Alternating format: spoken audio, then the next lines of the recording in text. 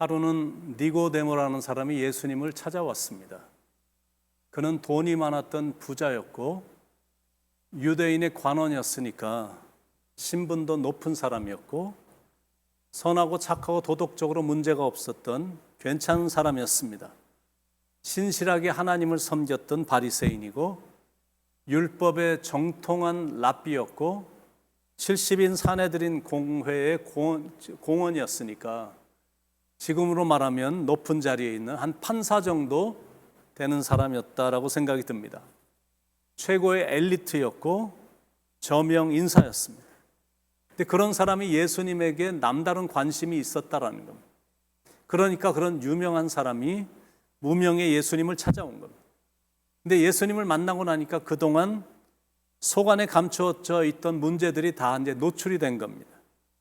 결국 그 사람도 보통 사람들처럼 영적으로 문제아였던 걸 알 수가 있습니다. 어떻게 알 수 있냐면 첫째, 예수님을 밤에 찾아왔다라는 걸 볼 때 알 수가 있습니다. 1절, 2절에 그런데 바리새인 중에 니고데모라는 사람이 있으니 유대인의 지도자라. 그가 밤에 예수께 찾아와서 이르되, 어두운 밤에 예수님을 찾아왔다라는 건 뭔지는 모르지만 마음속에 어두움과 절망이 있었던 것으로 생각이 됩니다. 돈과 명예와 권력과 지식 같은 건 소유했지만 뭔지는 모르게 앞날에 대한 두려움이 가득 찼던 것 같고 영적으로는 심히 깊은 갈급함을 느꼈던 것 같습니다. 그래서 진정한 행복의 길이 무엇인지 찾고 싶어 예수를 찾아온 겁니다. 그런데 찾아는 왔는데 그 사람도 보통 사람이었던 거예요. 중요한 핵심적인 가르침에 혼동스러워했고 설명을 해줘도 이해를 잘 못했고 결국 실망하고 집으로 돌아갔습니다. 교회를 다니는 수많은 성도들도 많이 혼동스러워하죠. 이해를 잘 못합니다. 그러다가 실망하고 실족하는 일들이 비일비재합니다. 그렇다면 느헤미야는 현대 크리스찬들을 대변하는 사람이라 할 수가 있겠습니다. 왜 이런 일이, 왜 니고데모에게 이런 일이 일어났을까? 니고데모의 문제가 대체 무엇이었을까? 첫째, 니고데모의 문제는 예수님을 잘 몰랐다라는 겁니다. 2절 후반부에 랍비여, 우리가 당신은 하나님께로부터 오신 선생인 줄 아나이다. 하나님이 함께 하시지 아니하시면 당신이 행하시는 이 표적을 아무도 할 수 없음이니이다. 그러니까 이 니고데모가 했던 말 속에 이렇게 들어가 보면 예수님을 하나님께로부터 오신 선생, 그 정도로만 생각을 한 것 같습니다. 언뜻 보면 별로 잘못된 게 없는 것 같습니다. 당신은 하나님께로부터 오신 선생이십니다. 하나님이 함께 하시지 않으시면 당신이 행하는 이 표적을 아무도 할 수 없음이니이다. 전혀 문제가 없는 것 같은데, 근데 대체 이게 뭐가 문제일까? 박식한 성경적인 지식에도 불구하고 예수 그리스도가 메시아다라는 말을 할 수 없었고 하나님의 아들이심을 니고데모는 고백을 하지 못하는 겁니다. 그리고 그분 앞에 무릎을 꿇지 못하는 겁니다. 이게 니고데모의 신앙의 문제고 현대 크리스찬들의 동일한 문제이기도 합니다. 사마리아 여인은 예수님을 만난 후에 당신은 우리가 기다리던 메시아다라고 고백하며 그분 앞에서 경배를 했거든요. 부활하신 예수님을 만난 도마도 예수님 앞에 무릎을 꿇고 하나님의 아들로 고백을 했습니다. 그러니까 단순히 인정하는 것하고 굴복하는 것은 천지차이예요. 머리로 알고 인정하는 것 갖고는 삶이 변화되질 않습니다. 내가 경배하지 못하고 그분 앞에 내가 굴복하지 못하면 내 안에서 변화는 일어나지 않는 것. 예수님은 우리한테 인정받기를 원하시는 분이 아니시다라는, 우리가 100% 그분 앞에 굴복하기를 원하십니다. 그게 안 되면 신앙은 죄송한 말씀이지만 말짱 도루묵입니다. 그분 앞에서 무릎도 못 꿇는 사람이 어떻게 100% 그분을 믿을 수가 있겠느냐라는 거죠. 100%가 아닌 사람이 어떻게 그분의 제자가 될 수 있겠느냐라는 거죠. 바라기는 성령님께서 여러분의 마음을 만져주셔서 예수님 앞에서 완전히 엎드리는 신앙인, 그분 앞에 엎드려서 그분의 발에 입을 맞추는 겸손한 신앙인이 되기를 축원을 드립니다. 니고데모의 두 번째 문제는 뭐냐면 표적에 관심을 갖고 있었다는 거예요. 계속 표적에 대해서 말을 하는데 예수님은 니고데의 말에는 전혀 대꾸도 안 하시고 거듭나야 된다. 너는 거듭나야 된다. 이 말씀만 계속 하시는 겁니다. 눈으로 보는 것에 미혹당하지 말고 속사람이 거듭나야 된다라는 것. 다시 태어나라. 이제까지의 삶은 헛된 것이었으니 다시 시작하라라고 말씀하시는 겁니다. 3절에 예수께서 대답하여 이르시되 진실로 진실로 내게 이르노니 사람이 거듭나지 아니하면 하나님의 나라를 볼 수 없느니라. 그런데 니고데모는 이 말을 전혀 깨닫지 못하고 알아듣지를 못하는 겁니다. 예수님이 말씀하신 요지는 하늘의 것이었는데, 영적인 출생이었는데, 니고데모가 생각한 건 땅의 것, 육적인 출생을 생각을 한 겁니다. 그러니까 지금 대화가 안 되는 겁니다. 12절에 내가 땅의 일을 말하여도 너희가 믿지 아니하거든 하물며 하늘의 일을 말하면 어떻게 믿겠느냐. 거듭나지 않은 사람하고 영적인 대화를 하는 건 마치 허공을 치는 것과 같거든요. 니고데모는 율법에는 박식했지만 영적인 통찰력이 없었기 때문에 거듭난다라는 의미를 모르니까 예수님이 하시는 말씀을 전혀 이해를 못하는 겁니다. 이런 식입니다. 선생님이 아이들에게 지구는 둥그렇게 생겼다, 지구는 둥글다 이렇게 이제 말을 설명을 해주면 아이들은 어떻게 생각을 하냐면 그러면 저쪽에 사는 사람들은 동그라니까 떨어지겠네 이렇게 생각을 하거든요.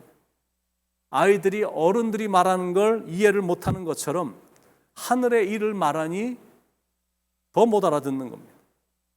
현대 교회의 문제는 현대인들의 영성이 너무 어두워져 있다는 것. 하늘의 것을 이해하는데 너무 무지합니다. 그런데도 공부는 안 하려고 합니다. 중세기에 로크라는 사람이 있었는데 맹인이었습니다. 그 사람이 자기 나름대로 색깔을 연구해서 발표를 하는데 발표한 후에 사람들이 질문을 했습니다. 주홍색은 어떻다라고 정의를 내리십니까?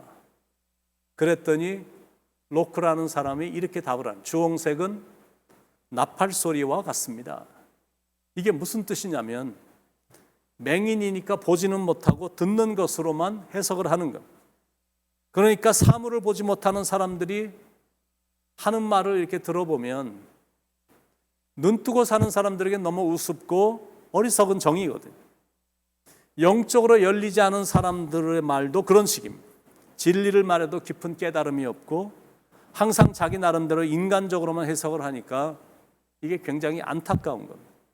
그래서 성령님을 찾아야 됩니다.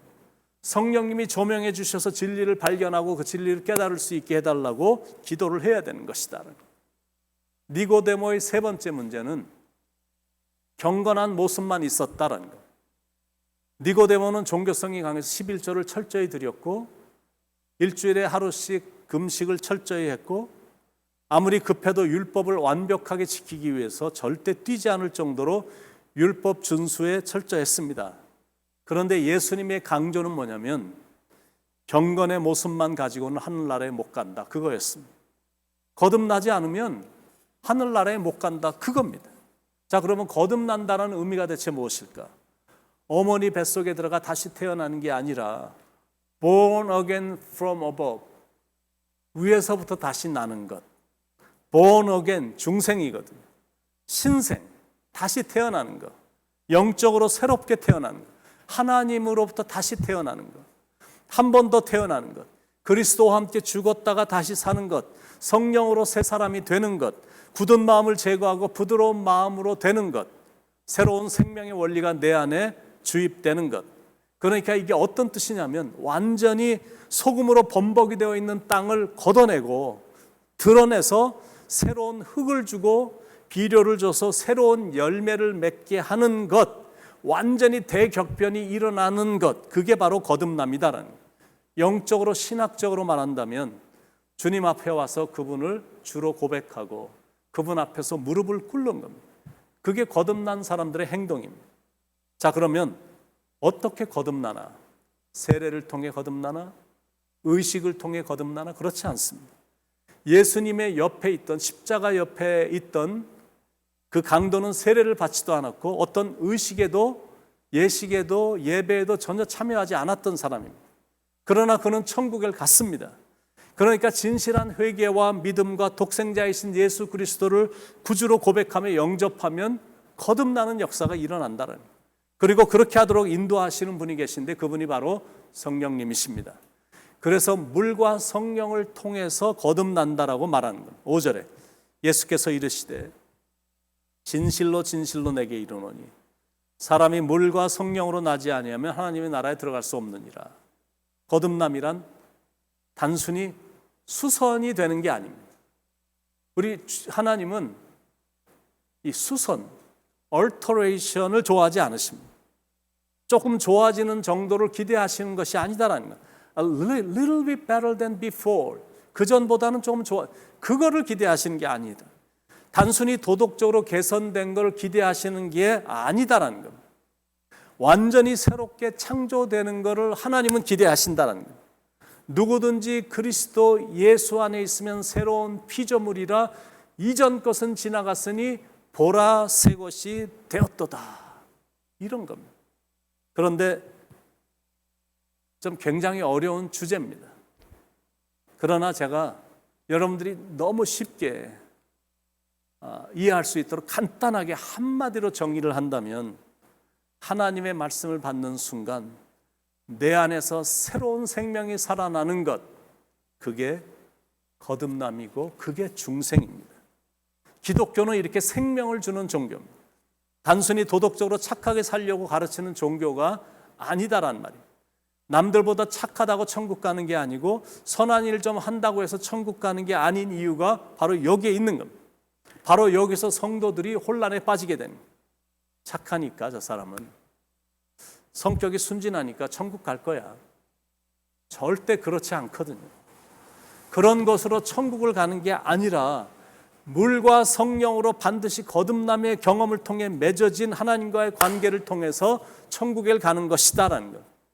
이 진리를 모르면 그냥 교회만 다니는 거예요. 전혀 거듭남의 경험도 없이 교회만 다니다가 나중에 천국에 못 가게 되니까 헛고생만 하는 것이다라는 거죠. 그래서 요한복음 3장에서 강조하고 거듭 강조하고 또 강조하는 게 우리는 반드시 거듭나야 된다라는 걸 강조하는 겁니다. 거듭나지 않으면 예수님 앞에서 절대 굴복할 수 없거든요. 굴복하지 않으니까 엉뚱한 행동을 아무렇지도 않게 일삼는 겁니다. 그러나 거듭나면 우리 안에서 새 생명이 작동을 하니까, 내가 거듭나면 하나님의 진리를 깨닫는 영안이 열리니까, 거듭나면 모든 게 문제가 해결이 되니까, 그리고 내가 행동을 할 때도 거듭난 사람은 은혜가 되고 덕이 되는 행동을 하거든요. 그러므로 내가 지금 아직까지 거듭나지 않은 것 같다라는 생각이 들면 심각하게 생각하고 이 문제를 빨리 해결해야 됩니다. 왜냐하면 예수님께서 직접 당신이 선포하셨기 때문에 사람이 거듭나지 아니하면 하나님의 나라를 볼 수 없느니라. 사람이 물과 성령으로 거듭나지 아니하면 하나님 나라에 들어갈 수 없느니라. 거듭남에 대한 예화를 하나 들려드리고 말씀을 마치겠습니다. 에드워드 모트라는 영국 태생의 찬송 작사자가 있었습니다. 그런데 그의 어린 시절은 대단히 불우했습니다. 사춘기를 반항과 원망과 열등의식 속에 살았고, 나중에 성장해서는 캐비넷을 제조하는 목공으로 일하면서 하루하루 근근히 살았던 사람입니다. 마음속에는 여전히 말할 수 없는 열등의식을 지닌 채 반항과 원망으로 거리를 방황했고 또 많은 범죄도 저질렀습니다. 추운 어느 날 런던의 거리를 방황을 하다가 문득 종소리가 울리는 교회당 안으로 들어가게 됐는데, 마침 목사님이 요한복음 3장에 나오는 거듭남의 메시지를 전하고 있었습니다. 그 말씀을 듣고 있는데 너무너무 신비스럽게 성령님께서 그의 마음을 열어주셔서 예수님을 구세주로 영접하는 기적적인 역사가 일어나게 된 겁니다. 그는 그날 새로운 사람으로 온전히 거듭났습니다. 그가 말한 말인데, 내 영혼이 거듭나자마자 내 눈동자는 내 생에 처음으로 생기를 되찾았고 내 마음에는 생수가 솟아오르기 시작했다. 그리고 목공소에서 들고 일하는 망치는 음악을 연주하기 시작했다. 그는 그 후 정말로 행복한 목공수가 된 겁니다. 그후부터 열심히 일을 해서 37세가 됐을 때는 그는 성공적인 사업가가 돼서 커다란 목공소를 차렸고, 55세가 됐을 때는 주님을 위해 전생애를 완전히 던지고 싶은 열정이 마음속에서 일어나 그는 자기의 모든 재산을 들여 교회를 지었습니다. 그리고 주님의 부르심을 받아 목사가 돼서 남은 여생을 그리스도 앞에 바쳤습니다. 어느 날 그는 자기가 거듭났을 때 주님이 그에게 주셨던 놀라운 인생의 소망을 생각하며 찬송가 하나를 작사를 했는데, 우리가 너무 잘 아는 찬송가, 이 몸의 소망 무언가 우리 주 예수뿐일세, 우리 주 예수밖에는 믿을 리 아주 없도다. 주 나의 반석이시니 그 위에 내가 서리라, 그 위에 내가 서리라. 예수님 안에서 거듭난다는 게 이렇게 좋은 거고, 날마다 입에서 찬양이 나오는 거고, 반석 대신 그분 위에 늘 서게 되는 거니까 마음도 항상 든든한 겁니다. 오늘도 사랑하는 성도님들, 거듭난 신앙인으로 즐겁고 기쁘게 이 일을 이루시고 우리를 구원시키셔서 천국까지 인도하시는 주님께 감사하시면서 이 하루를 보내시길 예수님의 이름으로 간절히 축원을 드립니다. 기도하겠습니다. 사랑하는 하나님, 우리를 이렇게 사랑해 주시고 거듭남의 경험을 하도록, 그래서 주님을 진정으로 나의 구주와 구세주로, 나의 삶의 주인으로 고백하며 살아갈 수 있도록 인도해 주시는 하나님께 진심으로 감사를 드립니다. 오늘도 사랑하는 주님이 나와 동행하신다는 분명한 사실로 인해 행복하게 살아가도록 사랑하는 성도님들을 축복하시고 하는 일들을 복되게 해주셔서 하나님이 도와주셔서 이렇게 행복하고 복된 인생을 살아가고 있음을 느끼며 하나님께 감사하며 살아가는 시간이 되도록 축복해 주옵소서.